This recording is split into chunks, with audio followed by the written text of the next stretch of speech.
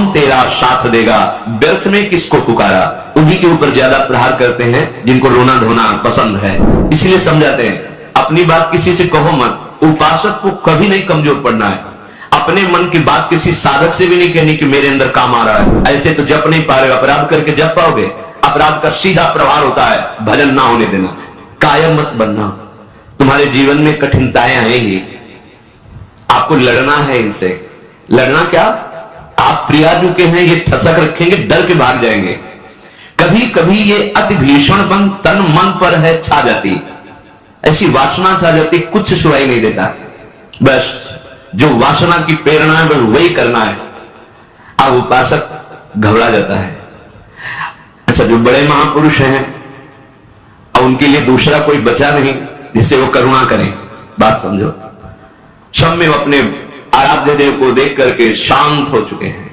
जो साधक है उसे समय नहीं है कि सहयोग करे, क्योंकि वो अपने लक्ष्य में दृढ़ है। तो सच्ची मानो, आपका विश्वास और आपकी श्रद्धा ही केवल आपका साथ देगी। इस मार्ग में कोई तुम्हारा साथ देने वाला नहीं, साथी नहीं है, और जो साथी बना के चला वो गिरा। ये भी बात समझ लेना। चल चला चल राह में अनुभूतियों का ले सहारा। अगर तुम अपनी अनुभूतियों को अपने साथ रखोगे कि पग पग पर मेरे कृपालु आराध्य देव ने कैसे मुझे संभाला है, फिर कोई तुम्हें जरूरत नहीं किसी के सहयोग की, तुम्हारी अनुभूतियां ही तुम्हें आगे बढ़ा देंगे। चल चला चल राह में अनुभूतियों का ले सहारा, कौन तेरा साथ देगा, व्यर्थ में किसको पुकारा। इस मार्ग का साथी केवल हरि का भरोसा, हरि का बल है। जो निराश होकर के रोने लगता है, ये भेड़िए की तरह है, और बालक के ऊपर ही इनका प्रहार होता है। वयोवृद्ध या ज्ञान वृद्ध के ऊपर भेड़िए का प्रहार नहीं होता। एक काम क्रोधादि उन्हीं के ऊपर ज्यादा प्रहार करते हैं जिनको रोना धोना पसंद है। किस बात के लिए, मुझे ये चाहिए, मुझे ऐसा, मुझे रहा नहीं जा रहा, मुझे सहा नहीं जा रहा, मेरे से भजन नहीं हो रहा, मेरा मन नहीं। तुम मन हो, तुम तन हो, तुम भोगों के अभाव से ग्रस्त हो, नहीं नहीं, भूल मत करो। जो निराश होकर रोने लगता है उस पर ये विकार हावी हो जाते हैं, इसलिए समझाते हैं अपनी बात किसी से कहो मत, क्योंकि ना सत्य विद्यते भावो ना भाव विद्यते। इनकी सत्ता ही नहीं काम क्रोध लोभ की। जब आप इनकी सत्ता देते हैं, स्वीकार करते हैं, तो ये आपके ऊपर हावी होते हैं। सच्ची अगर सत्ता ना दे तो इस समय नहीं दे रहे सत्ता, कौन सा विकार आपके ऊपर चढ़ा हुआ है। अभी आप उनका चिंतन करें, उनकी सत्ता दे तो अभी जिस विकार का चिंतन करेंगे उसी विकार से ग्रसित हो जाएंगे। जो कमजोर अपने को महसूस करता है, देखो दैन्यता भगवत मार्ग की अलग बात है, लेकिन विकारों के लिए कमजोर होना ये भगवत मार्ग के पथिक का लक्षण नहीं है। सहना ही तो है ना, भोगने के बाद तो और डबल सहना होता है। तृष्णा होती है और कामना होती है, दोनों। जब तक भोगा नहीं तो केवल कामना थी, और जब भोग लिया तो उसकी तृष्णा भी साथ है, तो जलना तो पड़ेगा। तो ऐसे जो भयावह दृश्य उपस्थित कर रहा है मन विकारों को लेकर के, उपासक को कभी नहीं कमजोर पड़ना है। अपने मन की बात किसी साधक से भी नहीं कहनी कि मेरे अंदर काम आ रहा है, मेरे अंदर ये विकार, बिल्कुल उनकी सत्ता नहीं देनी। तुम्हें परेशान नहीं होना, तुम्हें दुखी नहीं होना, तुम्हें रोना धोना नहीं है। अब सहा नहीं, मार देंगे, पक्का मार देंगे, भागना पड़ेगा, ये बीनों का मार्ग है। हो भयभीत छोड़कर साहस, जो कापुरुष भाग जाता। कापुरुष कहते हैं कायर पुरुष को। इस मार्ग से अब हम नहीं, अब हम भोगों के लिए जा रहे हैं, तो जाओ। क्या आगे लिख रहे, भाग न पाता, गिर पड़ता हो, बुरी तरह कुचला जाता। ये विकार उसका नाश कर देते, फिर रास्ता नहीं रह जाता। जो चढ़ाई का भगवत मार्ग का बहुत बहुत बहुत भयभीत करने वाली बात है। अगर भगवत आश्रय छोड़कर भोगों में आप चले गए तो देखो धाम छूटा, प्रिया जो छूटी, नाम छूटा। ऐसे तो जप नहीं पा रहे, अपराध करके जप पाओगे। अपराध का सीधा प्रभाव होता है भजन ना होने देना। जैसे कोई सोचे कि हम मनमानी आचरण करेंगे, गुरु आज्ञा उल्लंघन, शास्त्र विरुद्ध, और फिर मंत्र जप लेंगे, भजन कर लेंगे, बिल्कुल नहीं।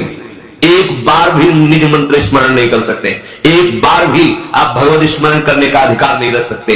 पापवंत कर सहज स्वभाव, भजन मोर ते भाव न काऊ, जो पे दुष्ट हृदय सोई होई, मोरे सन्मुख आओ की सोई। लड़ना है, बड़ो ही कठिन है भजन ढिग ढरिलो। जैसे एक शूरवीर योद्धा सामने से वार सहकर कदम आगे बढ़ाता है, ऐसे तुम्हें वीर योद्धा की तरह चलना होगा। कायर पुरुष की तरह भाग कर जाओगे तो कुचले जाओगे, और अगर धैर्य पूर्वक रहोगे तो कह रहे हैं, पर जो कर विश्वास ईश्वरी बल पर सम्मुख डट जाता, अब तुम मरना है, चाहे जितना कष्ट हो। मृत्यु से भयानक कोई कष्ट नहीं होता।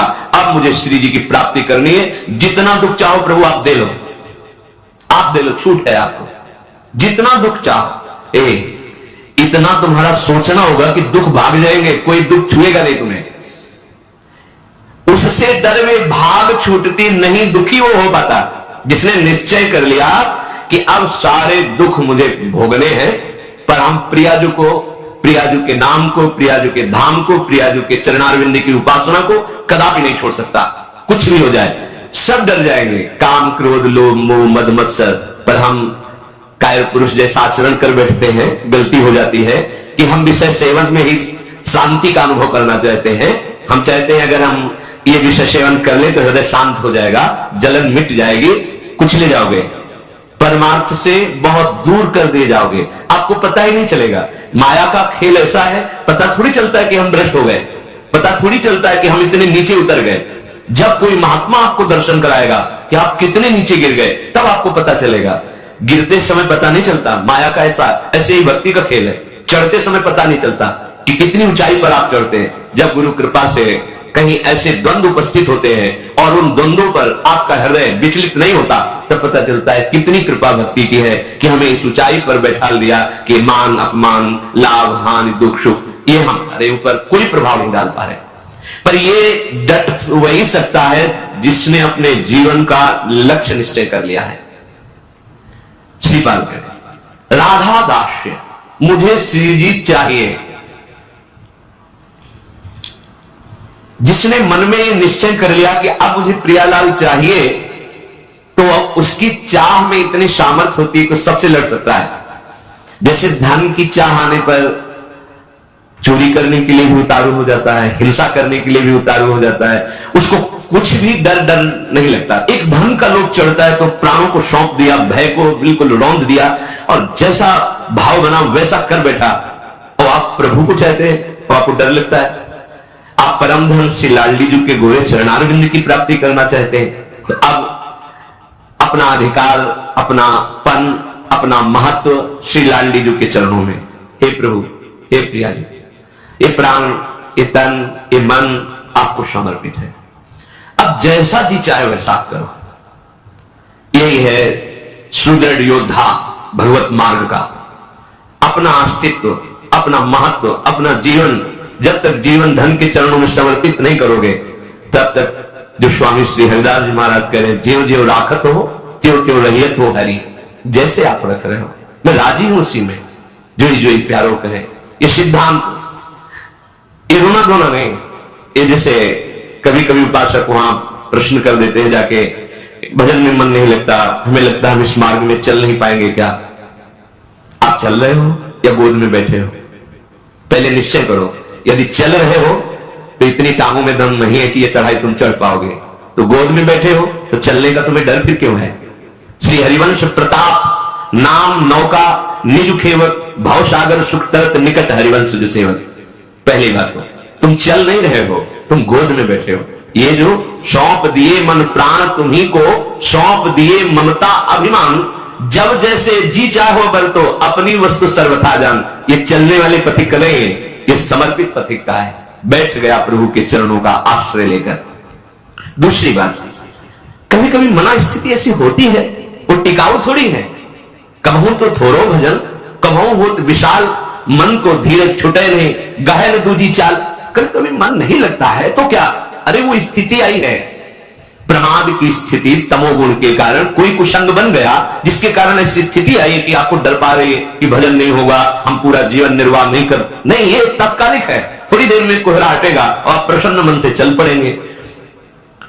हे प्रभु, ये जीवन मेरा आपके चरणों में समर्पित है, क्या परेशानी?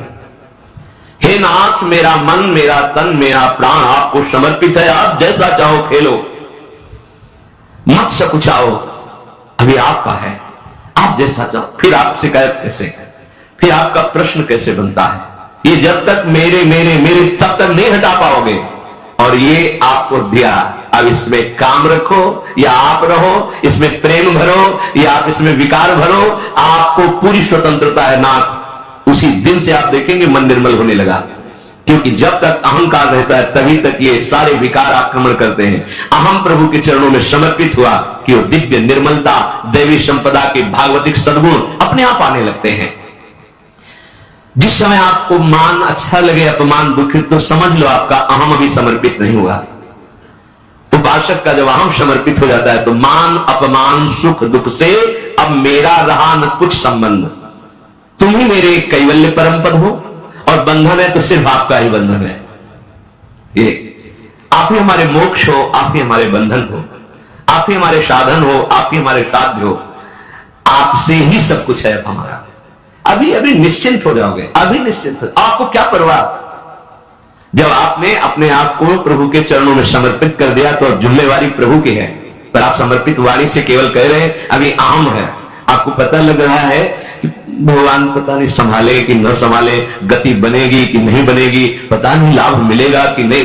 ये शरणागति का लक्षण नहीं है। छूटे सभी अन्य आश्रय, अब मिटे सभी संबंध अनित्य। ये जो अनित्य संबंध है हम लोग समझते हैं कि बाहर से बाबा जी बन जाने पर छूट जाते हैं। भ्रम में मत रहना, ये किसी कपड़ा बदलने से छूटने वाले नहीं है, ये अंदर की बात है। जो जड़ चेतन का संबंध है ये अंदर का संबंध है। बाहर का घर छोड़ दिया, बाहर के संसारिक कपड़े छोड़ दिए, बाहर का भाव दिखाते कि हम वैराग्य से हैं, लेकिन अंदर की बात देखो। संबंध अगर प्रभु के अलावा किसी और से है, वो क्यों न तन हो, वो क्यों न कोई विषय हो, क्यों न कोई सुख हो, चाहे लोक लोकांतर का कितना भी बड़ा सुख हो या सिद्धि हो, वो अभी राग रहित नहीं हुआ है। पूज्य श्री पंडित गया प्रसाद जी महाराज, बड़े पहुंचे हुए महापुरुष जो निरंतर भगवान की लीला में डूबे, वो कह रहे हैं चिंतन संबंध का बोध कराता है और संबंध ही चिंतन में स्थित रखता है। अब आप देखो आपका चिंतन क्या चल रहा है, महापुरुषों के वचन है। चिंतन आपका जहां है आपका संबंध वही है। अगर प्रियालाल का चिंतन चल रहा है तो प्रियालाल से संबंध है। शरीर का चिंतन है, इंद्रियों का, भोगों का, वस्तु का, व्यक्ति का।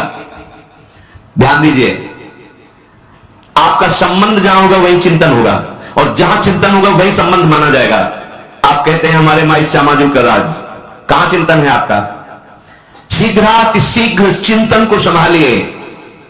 यदि कोई भी लौकिक कामना रही तो एक ना एक दिन गिरने पड़े। वो पूज्य बाबा कह रहे अगर कोई भी लौकिक कामना आपके अंदर अभी, तो वो गिराएगी, आपको गिराएगी। इसलिए यासो कामनान को ढूंढ ढूंढ के निकाल फेंके। देखो अपने चिंतन में कौन सी कामना बहुत जोर कर रही है, प्रभु के नाम बल से उस कामना को छोड़िए, उसमें सुख नहीं है। उपासक जब तक सत्यता से इनकी तरफ ना चले तब तक ये कामनाएं अपना अधिकार रखती हैं। जहां सत्यता से चलने का भाव आया तो ये स्वतः ही कामनाएं नष्ट होने लगती हैं। उद्देश्य में दृढ़ता, सत्यता, तो सतमार्ग आगे को खुल जाएगा। सब बानक बनते चले जाएगो, सहायक मिलते चले जाएंगे। कुछ प्रश्न करते हैं क्या नरसिंह जी जैसा प्रेम कई जन्मों की साधना के बाद होता है? पूज्य बाबा से नरसिंह जैसा प्रेम क्या एक जन्म में नहीं हो सकता है? बाबा ने कहा हां हो सके है, यदि सच्चे सदगुरु की प्राप्ति हो जाए तो। क्योंकि सदगुरु कृपा दृष्टि से वाकों प्राणनाथ के मिलवे की ताए रोएगो सिखाए दे। क्योंकि प्राणनाथ ही स्वयं श्री सदगुरु बन के मिलवे को जतन बताए हुए आए हैं। बहुत सुंदर बात, बहुत सुंदर। हम कहते हैं गुरु ब्रह्मा गुरु विष्णु गुरुदेव महेश्वरा, गुरु साक्षात पर ब्रह्म, लेकिन देख नहीं पाते। अगर हम पर ब्रह्म भावना सदगुरुदेव में करें तो हमें साक्षात्कार किसका करना है? हम रात दिन चकोर की भांति इतने आराध्य देव को ही तो देख रहे। पूज्य बाबा श्री प्राणनाथ स्वयं सदगुरु बन के मिलवे को जतन बताए हुए आए हैं, अपने मिलवे को जतन बताए हुए आए हैं। देखो प्रिया प्रीतम, इस संसार की वस्तु की तरह कोई चमत्कार कि भाई ऐसे किया प्रिया प्रीतम, ऐसो ना है। ये चमत्कार में जो फंस गए, जो सिद्धि में फंस गए, वो तो जान ही ना पावे प्रिया प्रीतम को। यह अलग वस्तु है, ये गूंगे को स्वाद है। बस प्राणनाथ कब मिलेंगे, प्राणनाथ कैसे मिलेंगे, मैं संसार को कैसे भूलूं, ये हृदय में टीस जो कल कर चर्चा कर, ये गुरु कृपा से केवल होती है। एक पीड़ा हृदय में होनी चाहिए। साधन नहीं बताया, यहां बताया कि अगर भगवत प्रेमी सदगुरुदेव भगवान की प्राप्ति हो जाए, उन पे दृढ़ विश्वास हो जाए, क्योंकि वो अपने मिलवे के ताए ही गुरु रूप धर के अपना रहस्य बताने आए हैं। एक सेकंड के टाइम ही अपने आराध्य देव को ना भूले। एक सेकंड के टाइम पाठ होए, नाम जप होए, चिंतन होए, या वार्ता होए, या कोई क्रिया होए, बाहरी क्रिया होए या अंदर की क्रिया होए, सर्वप्रथम ये देखना है कि ये सब इनके ताए हुए रहे हो या अपने ताए। अंदर की चेष्टा, बाहर की चेष्टा आराध्य देव की, गुरुदेव की आज्ञा के अनुसार हो रही या अपने मनमानी। यदि इनके ताए हो रही तो प्रेम, और अपने ताए हो रही तो कामना, वासना, इच्छा, लालसा। अपने ताए तो कामना, वासना, इच्छा, लालसा। अंतःकरण को एकदम खाली करना पड़े, अपनो स्वार्थ नेकहु न छुए जाए। तो श्री सदगुरुदेव की कृपा सिंह है और माया बकरी है।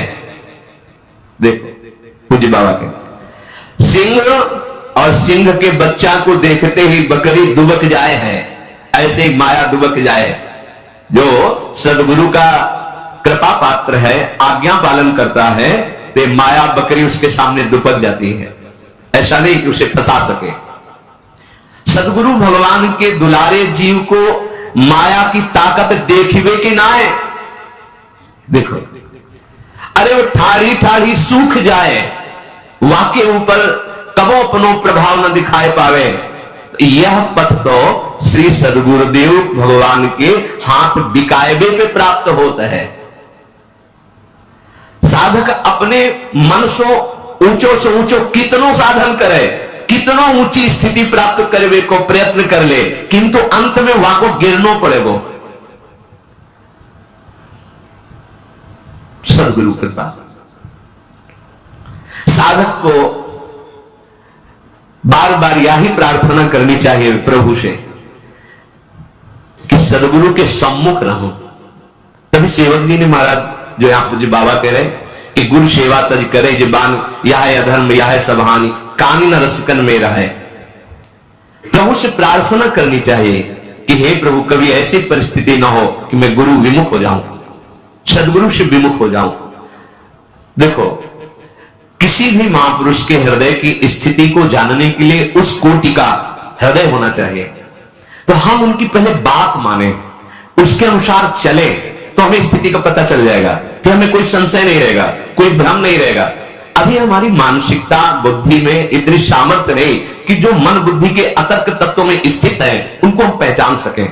तो हमारी उपासना शुरू होती है मानने से। वेदांत की उपासना शुरू होती है जानने से। वो जानकर मानते हैं, हम मानकर जान जाते हैं। पहले हम मान लेते हैं गुरु साक्षात पर ब्रह्म है भी, कोई ऐसा नहीं कि तुम्हारे मानने से क्या होगा, वो है। वही प्रभु अपने आप को जनाने के लिए सही जाने जी देव जनाई, वो सदगुरुदेव भगवान के रूप में आए हैं। जासो आपको दर्शन करने की सुविधा मिलेगी। अगर गुरु के सम्मुख रहेंगे तो आपको आराध्य देव का जो स्वरूप है गुरुदेव के अंदर छुपा हुआ, इस ढांचे के अंदर, उसकी सुविधा हो जाएगी आपको। उपासक को छल, कपट, दंभ, पाखंड, राग, द्वेष, क्रोध, विरोध ये तभी छूटे हैं जब गुरु विमुख होता है। पक्का भजन और संत समागम, कोई त्रिभुवन में ऐसी स्थिति नहीं जो प्राप्त न करवा दे। ये दो बात, जो गुरु प्रदत्त भजन है और जो गुरुजनों का संग है, ये दो, ये ध्रुवदास जी ने भी कहा है, साधन को हरि भजन है कै सत्संग सहाय। तो यदि छल, कपट, दंभ, पाखंड, राग, द्वेष, क्रोध, विरोध ये हृदय में है तो आप गुरु से विमुख हैं। आप देख लीजिए,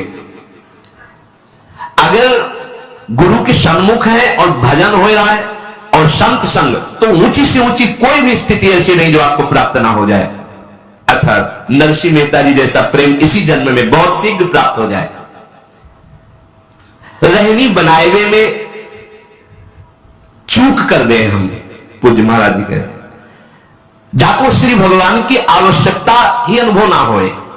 यदि आप साधना की रहनी जो गुरुदेव ने दी है वैसे चलते रहो तो आपके अंदर भूख बढ़ जाएगी प्रिया प्रीतम की प्राप्ति की। यदि आप उनसे थोड़ा भी विमुख होंगे तो आवश्यकता ही महसूस नहीं होगी प्रभु की, आवश्यकता भोगों की महसूस होगी। अध्यात्म की नींव है सदगुरु श्रद्धा। संतन की कृपा मनाओ, भक्तन सो मैत्री करो और ये बात मानो कि हमारे सदगुरुदेव भगवान में अपार श्रद्धा है। मेरे से सदगुरुदेव भगवान को सदैव मेरे मन पे अधिकार हो जाए। अभी हम अपने मन की बात रोते रहते करके अधिकार कहां दिया है? अगर आपके मन में कुछ आ रहा है तो तुरंत दृष्टि पहुंचाओ, सदगुरुदेव भगवान ये आपको दिया हुआ मन है, आप देख लो, राजी हो इसमें जो चल रहा है, आप राजी हो? अगर आप राजी हो तो देख लो, अगर आप नहीं तो चल कैसे रहा है? ये आपको समर्पित मन है। हम नहीं पहुंच पाते सदगुरुदेव तक और अपने आम में ही सीमित रह जाते हैं। तो तुमने जो लक्ष्य बनाया है वाको दृढ़तम वाको निष्ठा में बदलना होगा। सब साधन तभी सिद्ध माने जाएंगे जब एकमात्र केवल भगवत चिंतन चलने लगे। बुद्धि की परीक्षा ले खुद, बाबा कह रहे सामने सब भोग हो तुम्हारे, फिर अगर बुद्धि ललचा रही तो उससे पूछो कि क्या तुम प्रभु की प्राप्ति के लिए चली थी? अरे बुद्धि, तूने निश्चय किया था श्यामा श्याम, फिर ये कहां राजी हो रही, फिर ये तू आकर्षित कहां हो रही है? संसार की सब वस्तुओं को कोई प्रभाव तुम्हारे ऊपर ना पड़े, समस्त संसार तब भगवत स्वरूप हो जाएगा जब गुरुदेव की आज्ञा के अनुसार भजन और किसी भी भोग का कोई आकर्षण नहीं। तब तो यहां कह रहे कि आपका संबंध जहां वही चिंतन, जहां चिंतन वही संबंध। इसलिए हमें किशोरी जी के चरणारविंद का प्रेम चाहिए, तो किशोरी जी से ही संबंध और उन्हीं का चिंतन। अगर हमारा संबंध संसार का, शरीर का, व्यवहार का, तो इस पे कोई प्रश्न कर सकता है तो बाबा जी कोई कर सकता है, गृहस्थ तो नहीं कर पाएगा। नहीं नहीं, फिर वही आपसे कह रहे हैं ये अंदर की बात है, बाहर से नहीं। बड़े बड़े महापुरुष पाए गए हैं गृहस्थी में, बहुत ऊंची स्थिति। पूज्य श्री जयदयाल गोयनका जी, पूज्य श्री भाई जी महाराज और बहुत से ऐसे सदगृहस्थ हुए जो बहुत प्रेम की ऊंचाई पर विराजमान हुए, ज्ञान की उत्तम भूमिका पे पहुंच गए। बात अंदर की है। अगर अंदर आप इसी जन्म में भगवत प्राप्ति करना चाहते हैं तो आपका चिंतन केवल प्रभुमय होना चाहिए, एक एक क्षण प्रभुमय चिंतन। हमारा चिंतन ही हमारा जीवन है। बिल्कुल चिंता छोड़ दीजिए, योग क्षेमवान भगवान करेंगे। अनन्यस चिंतयन्तो माम, बार बार जीवन का सार चिंतन है, बस ये समझ लो। हृदय में हमारे प्रिया प्रीतम का चिंतन, श्यामा श्याम का चिंतन, तो जीवन सार्थक है। श्री राधा और श्री श्याम सुंदर उसी से संतुष्ट होते हैं जो नित्य निरंतर उनके चिंतन में स्थित रहता है। उनको और कुछ नहीं चाहिए, प्रिया प्रीतम को या हमारे आराध्य देव को और कुछ नहीं चाहिए, चिंतन चाहिए। पकड़ लो इसको।